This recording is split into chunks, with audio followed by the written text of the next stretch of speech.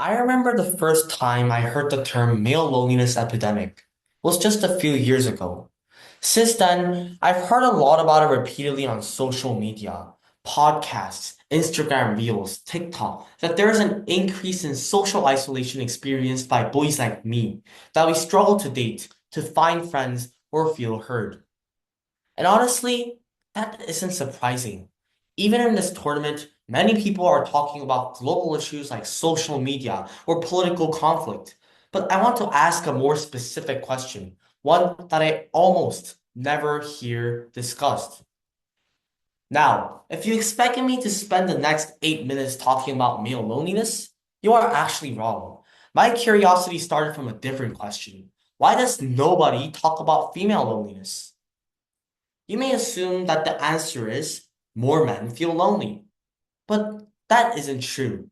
Loneliness, first of all, is a general problem. In an often cited study of American loneliness by the Harvard Graduate School of Education, about 1 in 6 Americans say that they feel lonely all or most of the time with no notable gender discrepancies. While you may think that more men are impacted by loneliness, most of the available information shows that just as many women feel lonely. In fact, women report slightly higher rates of loneliness across different studies, like 24% compared to men's 20% in a report by the NHS, or 59% compared to men's 57% in the US Statista survey. But while researching this topic, I found that since 2021, nearly 2 million search results have been published about male loneliness. In contrast, just 350,000 search results were on female loneliness.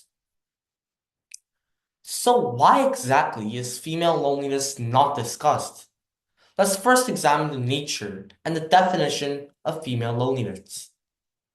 While it's not necessarily the case that the scale or scope is different, women experience loneliness in a more different way. You may have heard the keywords of male loneliness of being social isolation, lack of close friendships, community ties, or romance. Female loneliness often occurs more within these relationships.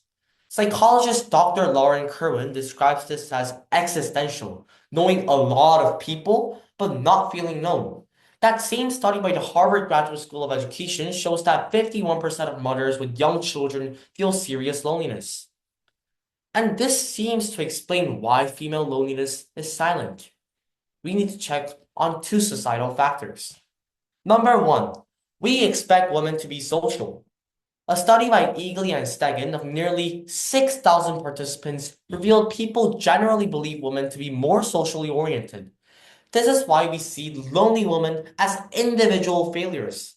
If it's your natural skill, then you're just bad at it.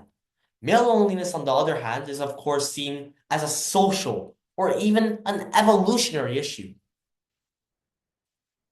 Second, women don't report their loneliness. Global Women's Health Survey on a sample of 30 older women reveals that women hide or underreport loneliness because of the social expectations and caregiving and close emotional loneliness.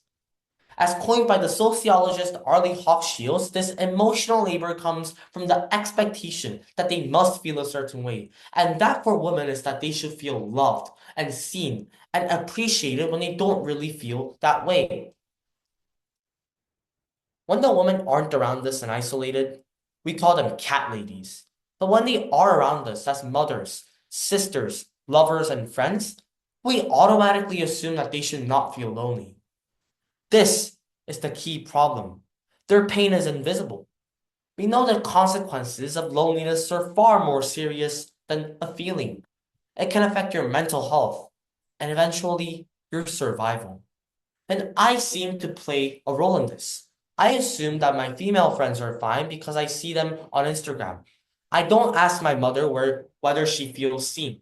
And I don't ask my sister if she is doing okay. My solutions for female loneliness are quite simple. First, the same way we have expected the women in our lives to deal with male loneliness, we, especially as boys and men, need to start working on it together. This can range, as suggested by the study by Global Women's Health, from community-based programs, mental health support services, or even peer support groups. But more importantly, it starts at home, at work, and at school. Instead of assuming these women are fine because they have their own groups, or that your mother or sister are fine because they unconditionally support you, make sure to check in on them. Make sure to ask yourself, am I supporting them? Second, we need to stop using the term male loneliness altogether. While loneliness experienced by men has become too often fatal for themselves and others, the social consequences of viewing it as an issue of just men itself is what has led to the rise of silent female loneliness. In fact, Stanford researchers explain the strain on women's silent loneliness as man keeping, or that women take on the emotional burden of filling the gaps of male social isolation. Men most definitely suffer, and most definitely feel alone. But through focusing on this alone and losing the opportunity to see the whole picture, we give birth to a new unique form of isolation that occurs within a relationship. Thus, most of the solutions for male loneliness epidemics involving more social contact, friendships, and intimate conversations actually apply towards solving female loneliness as well. Through training our emotional awareness, we can help solve the problem together. Loneliness is a profound crisis, but through seeing the full picture, including that of women, we can recognize that this isn't about building more relationships, but strengthening the ones that exist. It may be true that women are better at socializing. It may be true that women have more friends on average. It may be true that women are better at helping men feel less lonely. But it is time we ask if they are better at feeling less lonely. And as all humans are, they are not. All of us feel lonely, whether it be with or without someone by our side. To solve this together, we need to see it as not a male epidemic or a female epidemic, but a general epidemic to solve one by one. Thank you.